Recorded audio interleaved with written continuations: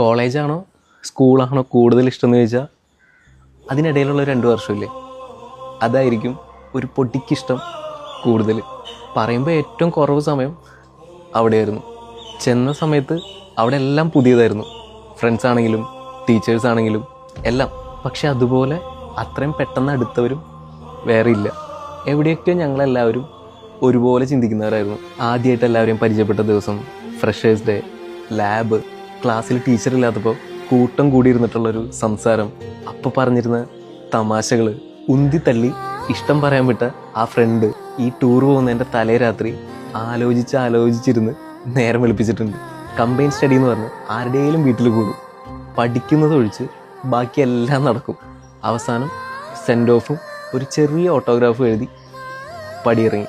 പക്ഷെ ഞങ്ങൾക്കെല്ലാം എപ്പോൾ കണ്ടാലും ആ നിർത്തിയെടുത്തുനിന്ന് സംസാരിച്ച് തുടങ്ങാൻ പറ്റും. ശരിക്കും ആ 2 വർഷം അവിടെ ജീവിക്കുകയായിരുന്നു.